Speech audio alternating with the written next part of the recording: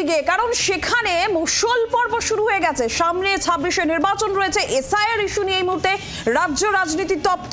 মতুয়া সম্প্রদায়ের মানুষ তারাও অনিশ্চয়তায় ভুগছেন। কিন্তু এই জায়গা থেকে দাঁড়িয়ে এবার ঠাকুর বাড়িতেই দ্বন্দ্ব।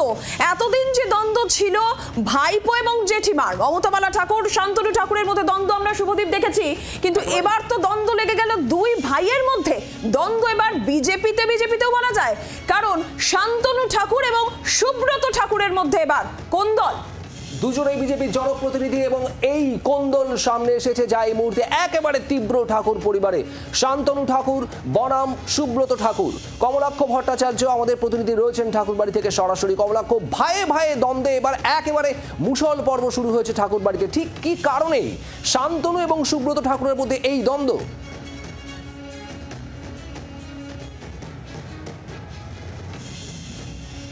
দেখো, ঠাকুর বাড়িতে বলা যেতে পারে মহাবিরোধ বা মহা অশান্তি।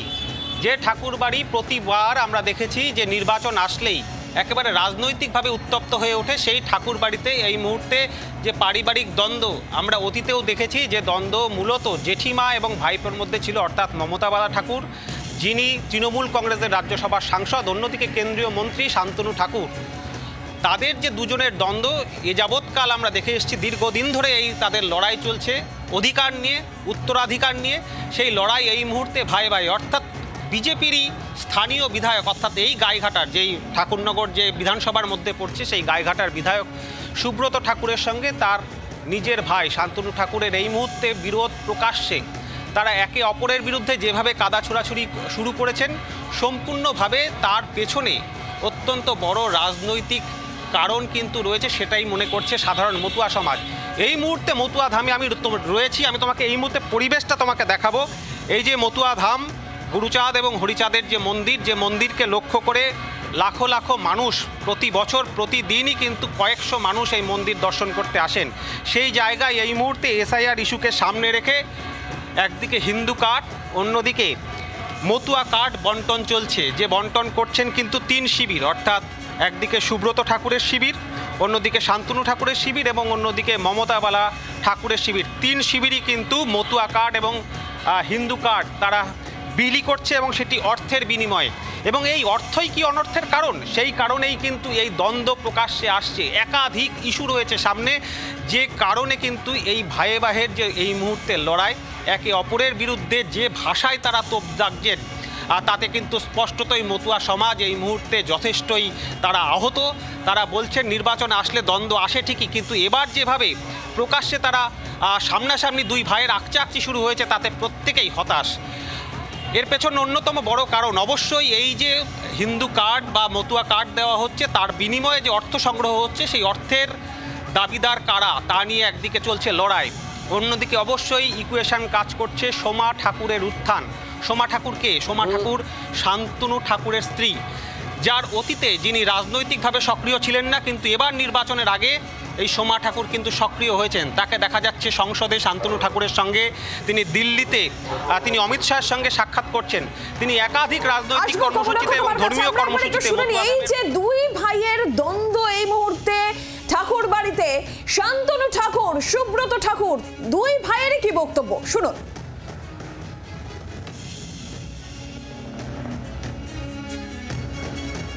শান্তনু আমাকে বলছে, আমি উড়ে এসে জুড়ে বসেছি, আমাকে বলছে আমার কোনো অধিকার নেই মতুয়া আমার সঙ্গে, এবং আমাকে থ্রেট করে বলছে এই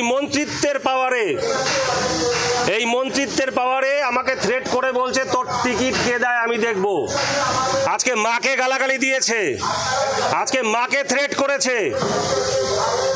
আজকে আমি এই ভক্তদের কাছে বিচার চাইছি, ভক্তদের কাছে আমি বলছি, সমগ্র মতুয়া সমাজের কাছে, কোনো রাজনীতির মানুষের কাছে না, আমি সমগ্র পশ্চিমবঙ্গ, ভারতবর্ষ, সারা পৃথিবীর সমগ্র মতুয়াদের কাছে আমি বিচার চাইছি যে প্রধান উপদেষ্টা শ্রীমতী ছবিরানী ঠাকুরানী, তার উপরে এরকম অসভ্যভাবে এরকম গালিগালাজ এরকম কেন হবে, আজকে অবহেলা কেন হবে, এবং আমি বাড়ির বড় ছেলে মহাসংঘাধিপতি কেন এরকম ভাবে শুধুমাত্র মন্ত্রিত্বের জোর খাটিয়ে আর কয়েকটা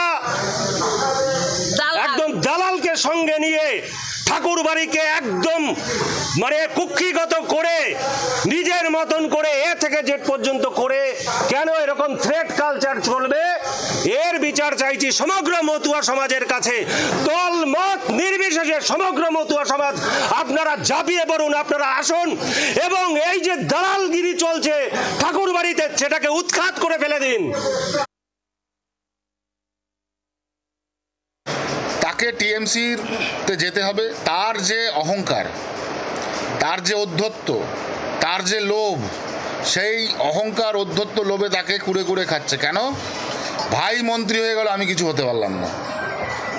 স্বাভাবিকভাবেই তাকে মন্ত্রিত্ব পেতে গেলে তো এমএলএ থেকে বিজেপির মন্ত্রী হওয়া যাবে না, তাকে মন্ত্রিত্ব পেতে গেলে টিএমসিতে যেতে হবে। তা টিএমসিতে যাওয়ার তো একটা বাহানা দরকার, আর সেই বাহানাটাই হচ্ছে শান্তনু ঠাকুরের বিরুদ্ধে প্রকাশ্যে বিদ্রোহ ঘোষণা করে বাহানা তৈরি করে আমি টিএমসিতে চলে গেলাম, টিএমসি আমাকে অ্যাডপ্ট করে নিল, টিএমসি আমাকে এমএলএ বানিয়ে দিল, আমি মন্ত্রিত্ব পেয়ে গেলাম, ব্লা ব্লা ব্লা ব্লা ব্লা।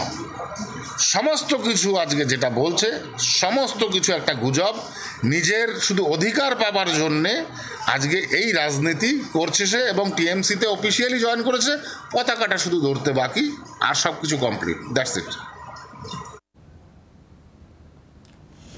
ভাই ভাই দ্বন্দ্ব, আজ মতুয়া পরিবারের এই দ্বন্দ্ব। এক সময় মতুয়া পরিবার ঠাকুরবাড়ি সরগরম ছিল ভাইপো জেঠিমার দ্বন্দ্বে, সেই দ্বন্দ্ব এই মুহূর্তে ভাইয়ে ভাইয়ে। মোদির দুই সৈনিক দুজনেই, শান্তনু ঠাকুর এবং সুব্রত ঠাকুর। আপনাদের একবার বংশ তালিকা দেখাবো এই ঠাকুর পরিবারের। একদিকে কপিল কৃষ্ণ ঠাকুর আর অন্যদিকে মঞ্জুল কৃষ্ণ ঠাকুর। কপিল কৃষ্ণ ঠাকুর এবং তার স্ত্রী মমতা বালা ঠাকুর, প্রয়াত কপিল কৃষ্ণের স্ত্রী মমতা বালা ঠাকুর এই মুহূর্তে তৃণমূলের রাজ্যসভার সাংসদ, আর তাদের দুই মেয়ে চন্দ্রিমা ঠাকুর এবং মধুপর্ণা ঠাকুর। তৃণমূলের বিধায়ক হয়েছেন এই মুহূর্তে মধুপর্ণা ঠাকুর।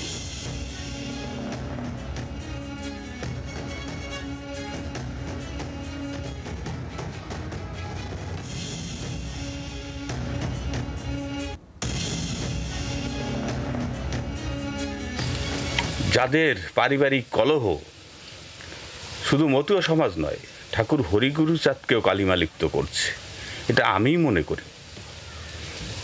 যারা মন্ত্রিত্ব পেল, যারা এমপি হলো, এমপি ভাতা মন্ত্রিত্ব ভাতা পাওয়ার পরেও মনে হয় তাদের চালচুলো ঠিকমতো চলছে না। জেঠিমার সঙ্গে দ্বন্দ্ব, নাট মন্দির নিয়ে দ্বন্দ্ব, ঠাকুর মন্দিরের চাবি নিয়ে দ্বন্দ্ব, ক্যাশ বাক্স নিয়ে দ্বন্দ্ব, গ্রিল ভাঙা হয় দুদিন পর পর। এতে কি ঠাকুর হরিগুরু চাঁদকে কালিমালিপ্ত করা হচ্ছে না? বাংলার আওয়াজ, বাঙালির আবেগ, জি 24 ঘন্টা।